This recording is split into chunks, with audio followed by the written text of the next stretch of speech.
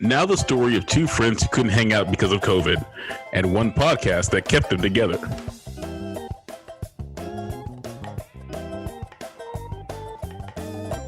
It's This Podcast is for Nerds. Oh my god, I love that. That was so good. That was amazing. Welcome to This Podcast is for Nerds. This is a show about two friends who review nerdy stuff. This week we're reviewing season 1 of Arrested Development at Zach's recommendation. So without spoilers, we'll give our quick review and then we're going to dive in and go full spoiler. So, this was a great recommendation, Zach. I forgot how much I loved this show, and it was super fun to go back and watch it because it's been probably 10 years or so since I've watched it. I would love to say that it's been 10 years for me, but it really has not. I love this show, and my family and I watch it fairly often.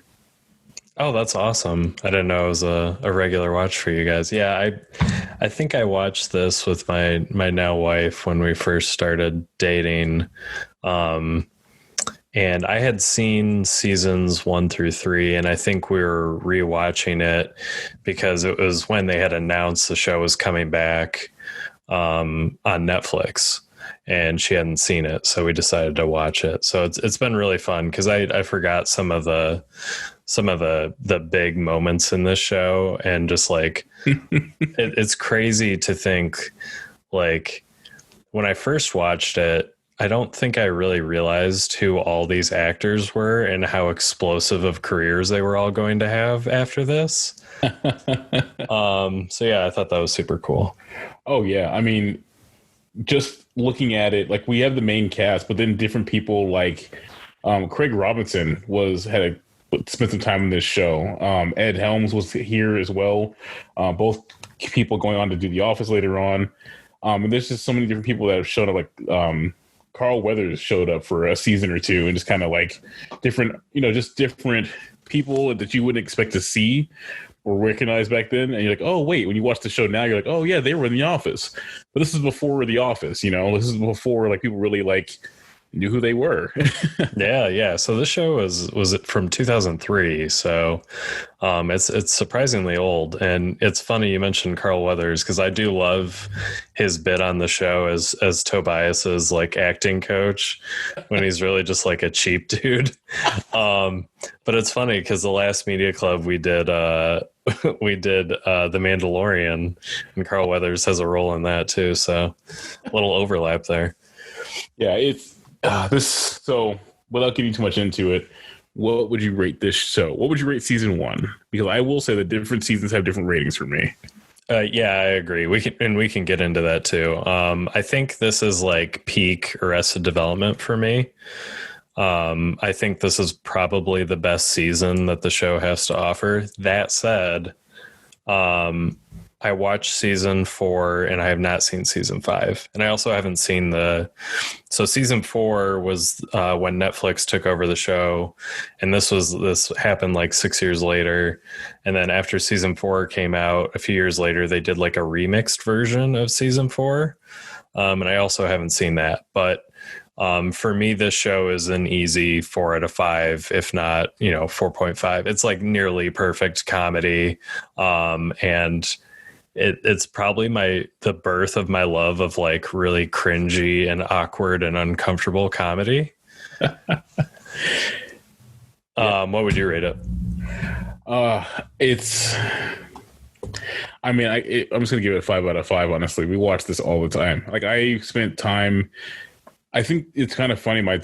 Me finding this show, I didn't watch it when it originally aired on Fox. I don't know why I actually found this show, but I had I bought the DVD of season 3 and watched that. So this was like before Netflix was really a thing. So I just kind of like watched that on repeat. And just, when I could watch season 1 and 2 again, I was like, oh, this is awesome. And kind of went back into watching it. So, I would give this 5 out of 5. I think it's one of those things that there's so many actors and actresses that came through even in like smaller roles that you wouldn't recognize, but went on to do awesome things aside from the regular cast. I think the way the timing is set up is perfect. I love I love Ron Howard as the narrator.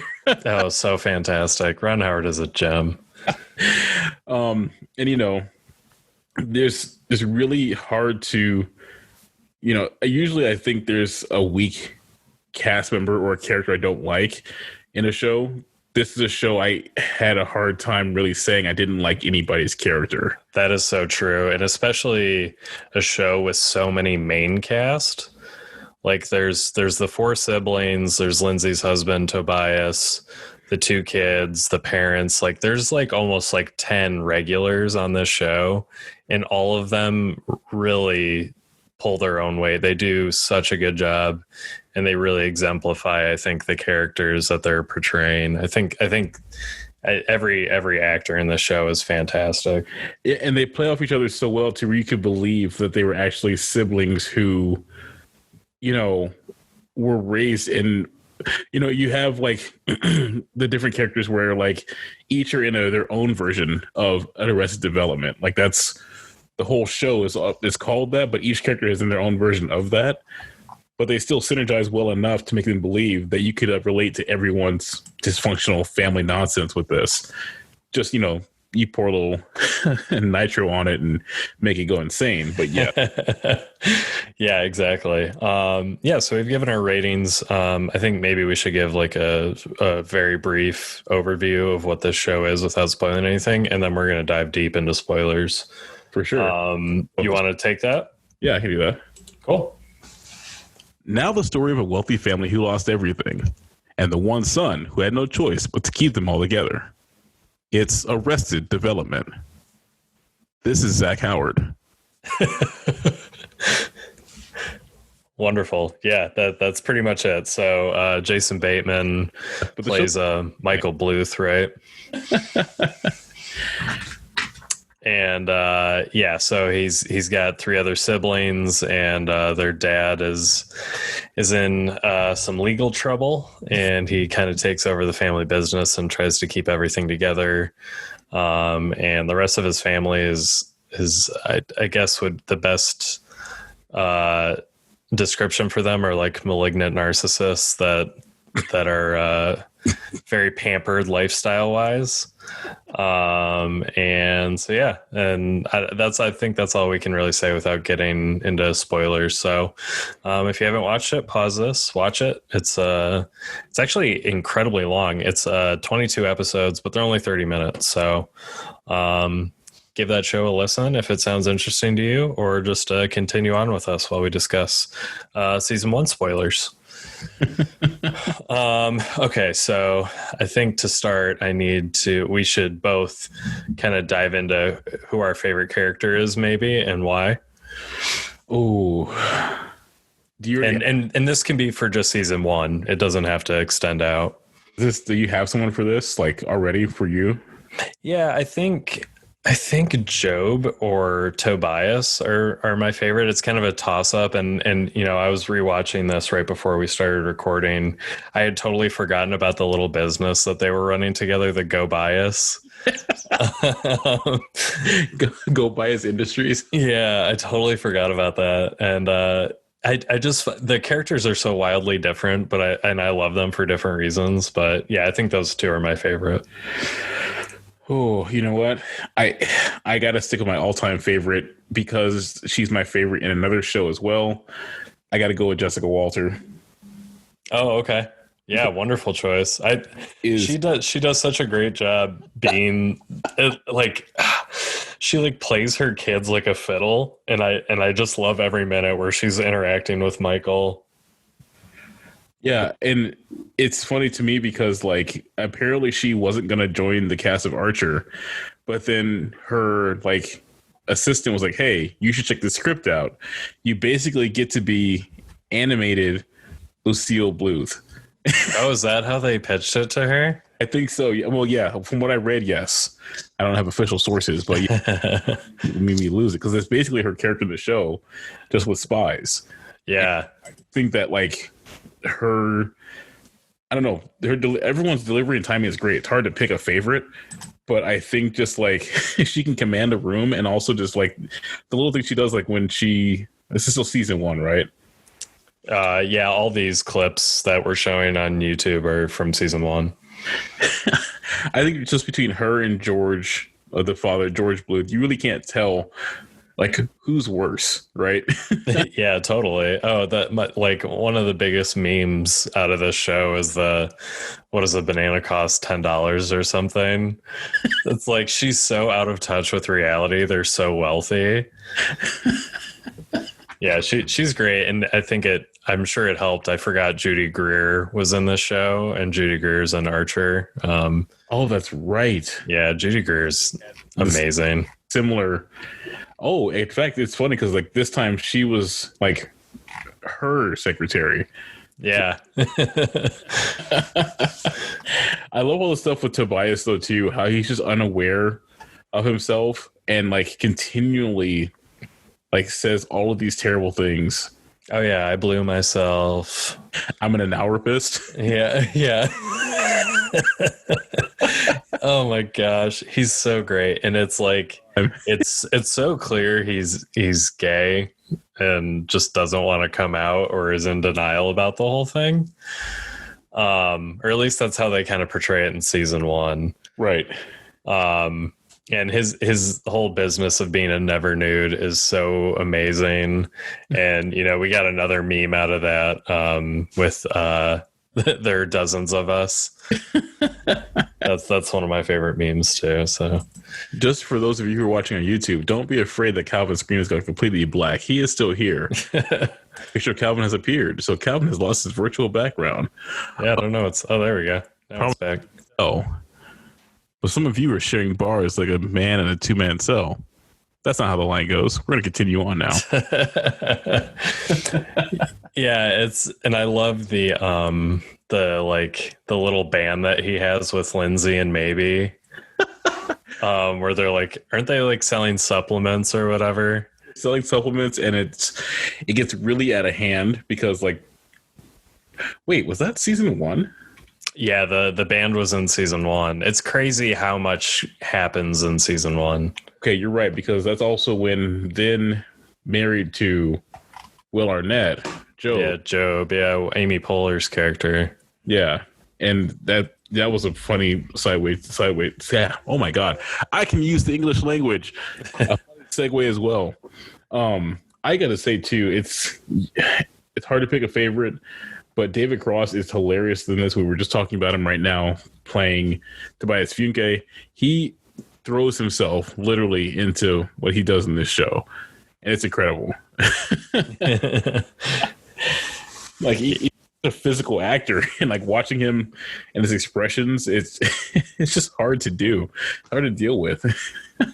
Yeah, totally. Okay, so we've gone over your favorite character. Who do you think? We kind of agree that this show doesn't really have a weak cast member. But I guess who do you wish was fleshed out more? Maybe, and maybe that happens in later seasons. But who's your weakest link? I guess. As far as who would need to be fleshed out more. I don't know. That's a hard question. I feel like they kind of, for the main cast, I feel like they kind of went through everyone fairly thoroughly. And it's kind of hard. Like, I kind of do wonder more about what Lindsay and Tobias, like what their life was like. Like, I know they lived in Arizona before, but it didn't really specify like what happened, why he decided to leave, his practice. Just like, I guess they did, but I don't know. This is a lot of like missing time there, but it didn't seem like it was really missing, Yeah. And we don't have to get into like details, but because I honestly don't remember. Did they go into that later on? They kind of did. They did actually, and there is some stuff that happens later on. I think in like season 4, where we see some crossover with with his career. I'm sorry for those who are watching the YouTube. Every time I watch this show, there's just so many random things that happen that you don't even have to watch this show. Just it's happening right now. What's going on? All the clips from this are just fantastic. So if you're watching the YouTube video, they got Ron Howard doing behind the scenes right now. I didn't realize he was an executive producer on the show. I didn't either, actually. That's cool. That makes sense. This was like a first for me for Jason Bateman. I didn't know who, and this is just speaking like from when I first watched the show, like I didn't know who Portia was. Will Arnett. I think this was probably one of Michael Cera's first roles. Like this was before I had watched Mr. Show. So this was like all these actors were like a first for me. And then I like went on to find like other stuff they did. I think the only person who I recognized was Jeffrey Tambor because of the Hellboy movie. Oh yeah.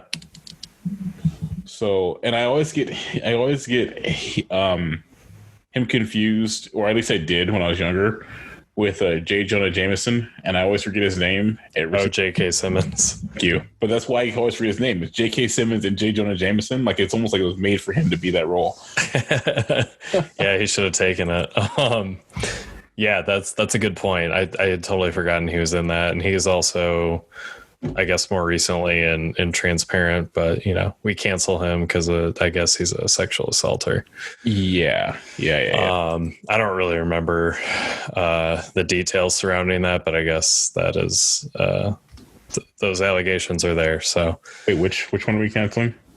Jeffrey Tambor. Apparently. Oh, right, gotcha. Okay. Yeah. Well, that sucks. Your heroes all suck. Don't believe in anybody. Boy, that is very true. We could do a whole episode on that. I will say too that someone I didn't expect to see, that I didn't recognize at first because like I just hadn't been paying attention, and because I forgot about the Water Boy. The Fonz was in this show and did an amazing job being the Fonz. Yeah. Oh, he is amazing. And I don't know. Have you watched the HBO show Barry? I have. Yeah, so he's the acting coach in that show, and he actually won an Emmy for that. That show, I think we should review at some point. That show's wild. It is one of my favorite comedies that HBO has done in a long time. I think I like it more than Silicon Valley. Ooh, I'm gonna have to beat you on that one, bud. Silicon Valley is. Oh, it's so good. It's a really tough choice, but NoHo Hank is like incredible. See, you got to throw. Okay. All right. Oh, man. Okay. NoHo Hank is yeah. Okay. Damn it. That's a great character. What is with the Sour Patch attitude? And I saw him in something recently, but I don't remember. He was like, I think he's getting some other roles after Barry, which I'm really stoked about. Yeah, I mean, we're not talking about Barry right now. Yeah. Okay, the way that show was presented, it's such a unique concept. Like that's actually what made me like want to watch and also continue wanting to watch it, just because it's like it's got that weird combination of like they play their colors really well between light and dark, and really using each to emphasize just the splits, and not the splits in Barry's psyche, but in his conscience, Oh, totally. Yeah. The part of him that wants to like be done with the killing and just focus on his passion, which is, improv. And then the pull to what his talent is, and the pressures around that. I think it's a fantastic show, but we'll get back to Arrested Development talk. Okay, so you want more Tobias behind the scenes on his on why he left his psychiatry career. I think I would like. I would love some standalone Buster episodes. He's such an interesting character to me that I would like. Every episode, every character kind of gets their own scenes, but I would really love like just a Buster out on town type episode. That would be interesting. I keep getting caught up in not wanting to mention much of season 3. That does happen. Oh, okay. See, it's been so long since I've watched it that I guess I've completely forgotten it. So, disregard that, I guess. No, for season 1, it's perfect. He just, I'm remembering as you say it he does take more of a central. He does get like a few like episode sets where he becomes more centralized, in season 3 and more so in 5. Oh, okay. Yeah. So, I mean, I'm so happy you picked this because it's something I'm going to go back to now and definitely watch. And, yeah, because I haven't seen season 5, so I feel like I need to watch it. So, yeah. And I guess season 5 is remixed 4. I didn't realize what that was actually. So apparently, I think, well, there was a season 4, which was the first season Netflix did. And then I think people were kind of confused because the timeline is a little confusing for season 4 because there's like scenes kind of happen out of order and episodes happen out of order. So my understanding is that they remixed season 4 a few years later where I think everything is in order. I could totally be wrong, but that's my understanding. And then they put out season 5 as like a 2-part. I think they came out like a year apart or whatever. Yeah, that's what I'm looking at right now, actually. Yeah, I'm looking at it right now. I do see. Yeah, I'm not sure. Maybe I'm not sure if what I watched. I didn't know season 4 was out of order, I guess. I watched season 4 and then didn't know they were coming out with season 5. And when I watched that, I was actually surprised. I was like, oh, that's coming out. Cool. And then I watched it and it seemed like from where season 4 ended, I just went straight on to 5 and just finished it. So I just actually maybe got a little confused there, but yeah, it's kind of crazy the gap between the seasons. I guess it's hard because all these actors are doing big things, so it's hard to get them all together. But like season 4 was in 2013. The remix season didn't even come out until 5 years later. Oh wow! Okay. Yeah, and then season 5 came out in May of 2018. So what are some of your favorite moments that you remember from season 1? Like, what are the standout episodes? Oh man. Okay. So I would probably say the one that we were referring to memes is probably going to be episode 2, Top Banana. Where basically the meme comes, there's always money in the banana stand. Oh man, it's so good. Let's dive into that episode. That's a good one. So at this point, it's crazy too because I feel like even after watching the show for so long, and you mentioned how long the season actually is, there's still so much story building and character building that happens each episode, and that kind of like loops between different characters. That kind of feels like one continuous gap, even though we're like, 'cause I don't remember this being episode 2, but it is episode 2. Yeah, it's kind of crazy that like some of the moments, like I remember when I was watching this, I was like, man, I feel like this was more spread out across 3 seasons, but it's like there's so many like heavy hitter moments like just in the first season. Yeah. So I guess one of my favorite things from season 2 was Patrice O'Neal was in this episode. We lost him, unfortunately, I think it was maybe 10 years now. Yeah, it's crazy. But again, that's someone else who was on The Office with Craig Robinson. So, at this point, you see that George has been put in jail, but he's still trying to control the company from jail, and Michael's not liking that.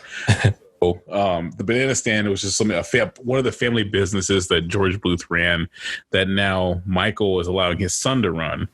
And at this point, we know that George Michael's developed a crush on his cousin Maybe, and Michael is unknowingly telling George Michael to allow Maybe to work at the banana stand. with him. So it's just a back and forth between father and son on both levels because George Michael doesn't want to do it. Jason Bateman's character, also Michael, doesn't want to do what his father, George Bluth, Jeffrey Tambor's character, doesn't want to do. It's really hard to say George 3 times. I know, there's so many. That's so wild in this show.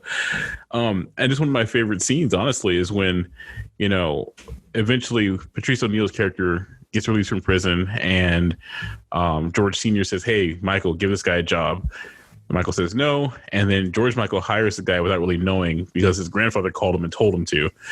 And then there's this whole fire plot, and Michael's trying to find the money and figure out what's going on and who has what. And he walks up to the he walks up to the banana stand and asks Patrice's character, "Hey, did you burn down the storage unit where all these furs were to avoid the taxes we need to find?" And Patrice's like, "Oh, for sure." He goes, "Oh, okay, thank you. Thank you for being honest and just letting him know." But the fact that was so straightforward after Michael spent so much time trying to figure out what was going on just made me laugh. It was just so simple. Just like, yeah, I'm an arsonist for sure. That's why I went to prison. I totally torched that thing. Your dad told me to. And just, this show didn't age well as far as like certain things, because a running joke in that episode was, "Oh, this guy's a flamer." And that was to him burning things down. But obviously, flamer means something completely different. So I just love that particular scene. It makes you laugh. Oh, yeah, it's so good. I think probably... Yeah, I think that's like hands down one of the best episodes. I really like the episode where Job is doing the magic show and he sinks the yacht as his magic trick. Oh man, okay. From that episode, one of my favorite scenes is actually between George Sr. and George Michael, because apparently George Sr. used to call Kitty and have her talk him off on the phone. Oh yeah, and oh my gosh, yeah. So George Senior. Oh geez, it's really hard. Michael fires his old assistant Kitty, right? Yeah. And then he hires his son George Michael to be the new secretary, and he takes a call from his grandpa. and he tells him to, what does he say? He says, "Talk me off," right? Talk you off what, Pop? And he goes, "Oh, George Michael, hey."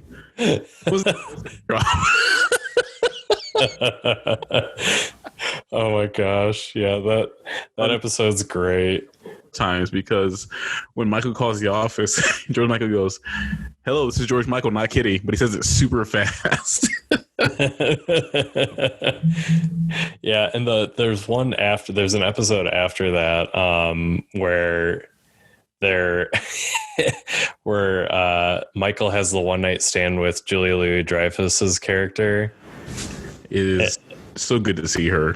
Oh gosh, she's everything she's in. She's fantastic. Veep is one of my favorite HBO shows for sure. But she's playing a blind prosecutor who's arguing against the Bluth family. He ends up hooking up with her, but I love those moments that they have together. But like, looking back at it now, I'm like, I don't know if they could have gotten away with some of the stuff that they had, because like Julia Louis, like her eyes are all like wonky and like looking in different directions, and it's kind of I just think it might not age super well today. Realistically, this show, a lot of shows that came out at this time wouldn't have aged well. The Office would not be as beloved as it is now if it came out now. There's no way The Office as it was released would not have been a good show now. This show will suffer the same fate. But since it wasn't released now and we have fond memories of it, that's just where it is.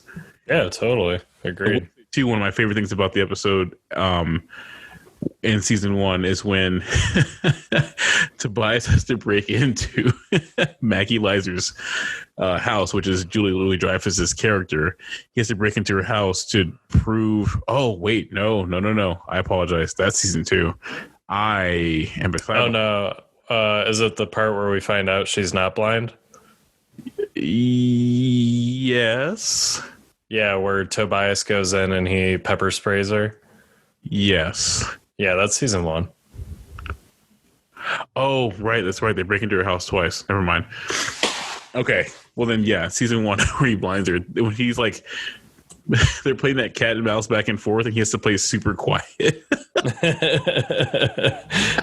I love the moment. I don't remember if it's in that episode or the one before where Michael is walking with her at the park, and he just tells her to leave the dog behind. And he can like guide her through the park or whatever without the dog. And she's like pointing at the dog and telling him to stay, and the dog's already gone.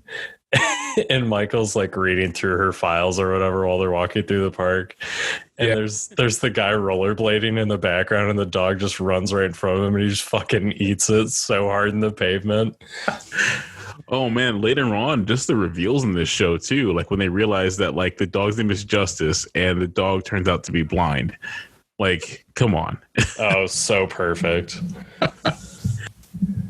Yeah. This is fantastic. I see. Trying to think what are some, well, okay, so I think we kind of have to get into like, it seems like the focus of the show, or the characters in the show, there's a bit of an Oedipus, or like an incestuous aspect to this show.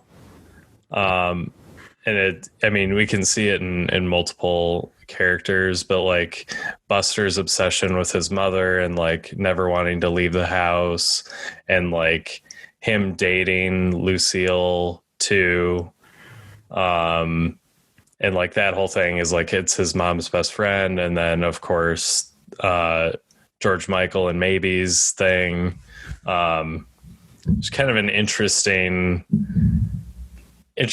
aspect of the show is like the way these characters interact with each other.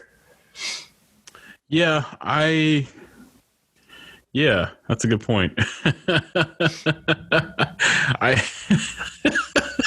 I'm sorry, for those of you watching on YouTube right now, we have the best moments of for Job season 1, and it is Will Arnett just, yeah, definitely. See, why'd you make me try and pick a favorite character, man? Yeah, you can see the mic in that shot. Let me go back a second. You can see it right up there. This later on, someone even asked, like, "Oh, someone wearing a wire?" And so I was like, "No, no one's wearing a wire." And like, they actually pretend they purposely moved the boom mic in front of the camera to like, like, no one in this room was wired. You're talking about? Oh yeah, that's so good. I kind of forgot there's like a bit of a fourth wall breaking aspect of this show. Oh yeah. Like there's always the Ron Howard interjects moments. There's one in particular this season. I can't remember what it's regarding. Oh no, I think it's about sex.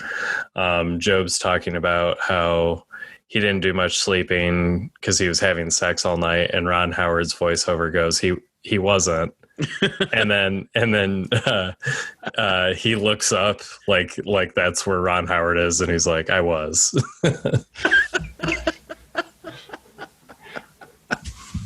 Yeah, this show is put together so well. But yeah, to your point, and what got me distracted by this was the relationships and how that is built up. I honestly chalk the whole Buster thing up to, like, again, more state of Arrested Development, as far as like Lucille kind of like that. There was no innocent party in that, between the two of them. And, he bought into it just as much as she bought into having him around and being like that. And, he develops, I don't want to give away any kind of spoilers. For future seasons. I don't know. It is a weird aspect I actually just didn't really think about too much.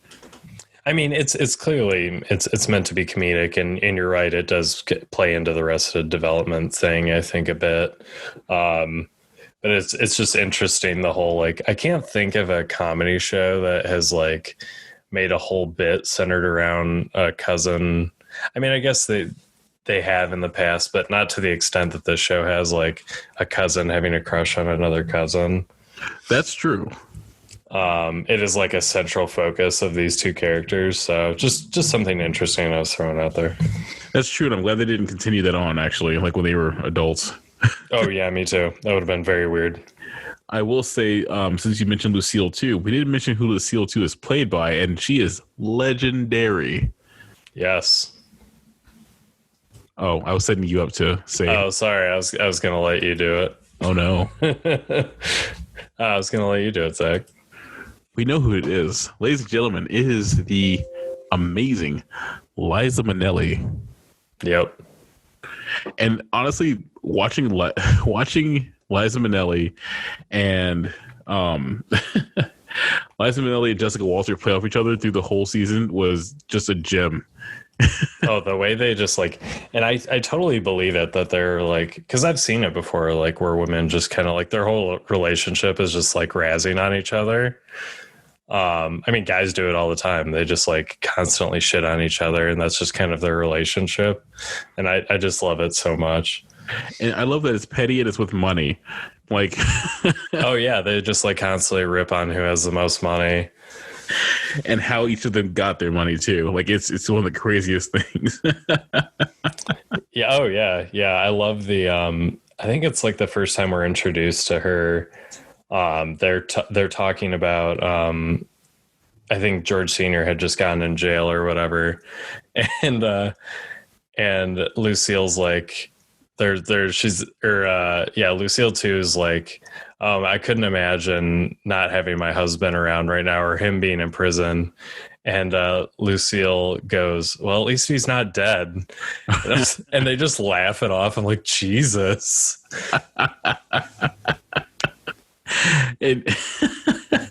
Oh, you know what? Something I actually forgot about that I love from this show is teaching people lessons. Oh, yeah. Yeah. That's a big George Senior thing. Let's get into that. So apparently George Senior's way of teaching his children to do anything was to hire an employee that lost an arm at one of his factories to basically set up these elaborate skits where something would happen to this guy. He'd lose his fake arm, blood would spray, and then tell the children, this is why you don't do such and such thing your dad told you not to do. Yeah, like yell. Or have ice cream in the car, or leave a little bit of milk in the milk fountain, leave a little bit of milk left in something. I don't know. They kept playing on that. And so like the lessons would just be terrifying for them. And I guess it just happened throughout their childhood, probably up until like, I don't know, mid-teens or whatever. Yeah, there's a great moment this season where Michael tries to do that to George Michael when he finds out that he's trying to buy pot from Job, right? Yeah, he tries to buy it from Job, but Buster's the one who asked him to do it. And just George Michael, trying to be the good, straight A student, just wanted to help his dad. His dad said do everything for family. So George Michael's like, well, I'll buy weed from my uncle, but from my uncle. So Job steals half of George Michael's money and goes, yeah, I got him some skunk. He'll be fine with that. And it just turns into this whole elaborate thing. A big thing about this show is that there's so much intertwined together, even with what we're telling you, pulling out these individual threads, these golden threads that we love so much and play over and over in our minds till we wear ourselves to sleep. You need to go watch the show because you won't get any of it based on what we're talking about right now. Oh, totally. Yeah. There's there's obviously some big moments. Like I had completely forgotten about so it's mentioned very early on in season 1 and doesn't really get discussed much more. And it's related to one of my gripes with it. And it's so minor because it's like a comedy show. It's not a serious show, really. So George Senior mentions to Michael that he may have committed some small treason. And like they kind of start teasing at it towards the end of season 1, and it's like while the house is falling apart. And come to find out, his company was building houses for Saddam Hussein. And they realize it when they're watching the news and they see that the layout of the house that they're staying in is the same, and that similar things are falling apart. So that's like my only gripe is like I feel like that could have been like it could have been a long con. I guess the whole first season is like you see stuff falling apart, and it doesn't really make sense until you get to that last episode where you realize that there's a connection there. I love I love that little reveal. Not necessarily the part that you were mentioning, but the part where he goes, I may have committed some light treason. I just love the way they deliver stuff in this show. Like this moment where Amy Poehler's explaining to Job that she's in love with Tobias, and he just like does not get. They get so confused about the brother thing. Oh yeah, that's so great. I like when after the bachelor party. So Job and Michael for the first half of the season are competing over Job's girlfriend because Job is a cheater and doesn't really pay attention to anything. But basically, he and Job get into a fight over Job's girlfriend / ex-girlfriend, and she doesn't choose either one of them because they fall with each other, and she didn't like that. Later on in the series, Job gets married based on a dare to his real wife in real life. And in the show, she leaves him because she really loved watching Tobias's band earlier in the earlier years. Mind you, their band was just a group of people singing about pharmaceutical drugs. When she tells Job this, he mistakes it for Michael. And then like they get into another fight, which is another play on the whole, like, I don't know. This show is hard to do this with. I didn't realize how difficult this season is to do this with, actually. Oh, yeah. There's so much that happens. I just wanted to hit, I think the connection, the treason, I think was kind of like the big part of this season that I think we had to hit on. And I also, I hate to break your heart, Zach, but Amy Poehler is no longer married to Will Arnett. Oh, I know. It's actually even funnier who she is married to now. Isn't she married to Nick Kroll? Yes. It's hilarious.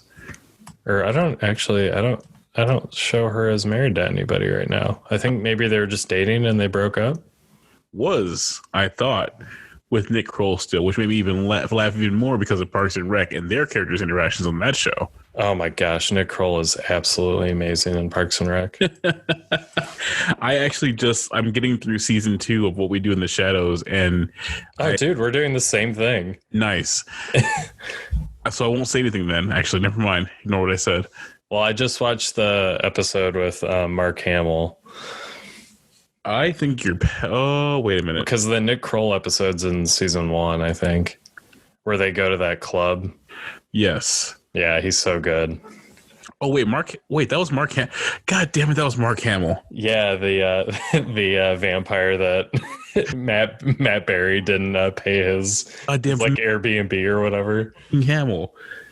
Oh yeah, he's so good in that episode. That's probably my favorite episode of that show. And then him showing up like a Jedi with the cloak on and everything. God damn, why did I not catch that? I actually know what I'm going to recommend now, so I'm very excited. Yeah, Nick Kroll is an absolute gem. Obviously, when season 4 of oh my gosh, what's the show I'm thinking of, Zach? Wait, season 4 of Big Mouth. There you go. Thank you. When season 4 of Big Mouth comes out, we're absolutely going to talk about it because that was like one of the first things Zach and I bonded over. That's a weird show to say that with, but it's true. Well, you were the one that got me into it, and I feel like that's all we talked about for a long time. That's true. Wait, did they confirm season 4? Yeah, it's supposed to come out this year, end of this year. Okay. Yeah. I honestly, like, it's a bit of a crutch, but COVID has got me a little distracted. So I just haven't. I mean, time is absolutely nothing now. Yeah, I haven't kept up with releases or anything like that. Yeah, they've been Big Mouth's confirmed for I think 6 seasons. Except for the new release of the Xbox Series X. Oh yeah. Are we just like full on transitioning away from? I feel like we've totally moved away from Arrested Development, and it's my fault. No, it's not your fault. This is what this show's about. That's true. I think Carl said it best. He knows that like we can't really stay on topic. We derail so hard. Yeah, that is 100% accurate. But you know what? Because of hanging out with them, we've learned to be easy. That is true. Yeah. If you haven't checked out that episode, what are you doing with your life, man? Those guys are absolutely killing it. And I'm happy for them that they've slowed down their release schedule, because I could not imagine doing this twice a week. I mean, we did, but it was like we try to do like a lot of different things twice a week. That's true. I think we have solidified kind of like, I think because like when we were first figuring out how to do like the gameplay recording, we kind of figured out the best way to do it. Although we may have played a game and I may have lost all of my footage because none of it was my side, and we agreed to do it again, which means more tequila and more shots. Which I'm totally fine with. Yeah, honestly, season 1 of Arrested Development, if you love season 1, you'll want to watch the rest of it. I can say that I can see why this show isn't for everyone, but I think that this show has a lot of gems, and it's really hard to encapsulate why I love this show in the hour slot we have here. Honestly, it's super difficult. Yeah, I really thought we were going to have an easy time kind of going over this first season. And then I started watching the show and I realized how much this show covers, and how many great moments there are. And it's like, we could do 5 media clubs about seasons 1 through 3 easily, I think. I agree. Yeah. It's just such a fantastic show. And I agree. I think most people will enjoy this, because I think it paved the way for a lot of the comedy that maybe our generation and the generation after us enjoys now. Like I don't think The Office would have happened without this show. This run and gun type handheld camera shooting, this type of show, like I just don't think it would have happened. I agree. I think shows like Office, I mean, by extension, Office, Archer, Schitt's Creek, Parks and Rec, what's the Modern Family. I mean, you have the genres that kind of spin off into the one person monologues to fill in narrative gaps, but other than that, like, this show was FXX before it existed. That's true. Yeah, they really did push the envelope for being on regular TV. That, yeah, I mean, honestly, I can't even see a little bit of Sunny in this too. Now I think about it. Oh, for sure. I mean, I think it's easy to kind of look back at some of the shows like Seinfeld and stuff like that and say, oh, there's obvious influences there. I think maybe in the characters, but I think this show, and obviously The Office UK came out before this, but this show kind of proved that this type of like cringy, uncomfortable comedy shot this way is successful in the US. And so, yeah, agreed. Yeah. Yeah. You heard our ratings. You heard how we feel about the show. Honestly, I could watch this a million times over, and half of the time I'm sitting here talking with you, I'm having a hard time not like watching the video that you're playing in the background, and I know the words of what's being said just from watching it so many times. Yeah, this show is just like, it's so prolific, and I wonder how many people like post the memes and maybe don't know what the show is. So to any of those people, I would say watch the show because it's so good. And meme culture overall, I think most people don't know what they're really posting. It's just they're generating a meme. Like, how many people watch Mad Men who actually watch Mad Men? Good point. How many I people? mean, I watched it, but I wasn't happy about it at the end. Fair enough. People honestly have watched Django Unchained but love the DiCaprio meme. Oh man, that thing has made a comeback. That's interesting. I I just gotta say that like I don't know where did I hear this from? They said, if DiCaprio doesn't win an Oscar, he needs to win an Oscar for memes alone. Oh yeah, he is responsible for a lot of memes, but I will say I hate that his character is named Calvin in that. Because he's a slave owner, god damn it. I can tell you right now, everyone, Calvin is not a slave owner. Yeah, can confirm. There's no way to make that into a joke, so I'm just not going to. Yeah, let's just leave that where that is. And I'm going to recommend our next episode of Media Club. So, Zach, you're watching What We Do in the Shadows right now, the wonderful television show from Jermaine Clement and Taika Waititi, based off the movie, which is also great. I'm sure you've seen it. I'm going to recommend one of the characters in that show is played by an actor named Matt Berry, who has been probably my favorite comedy actor for the past 4 or 5 years. And I'm so happy he's finally getting the attention he deserves. So I'm going to recommend we watch one of his best programs he ever did, which is called Toast of London. So Toast of London is a very short, so this will be easy. It'll be a super easy episode to do.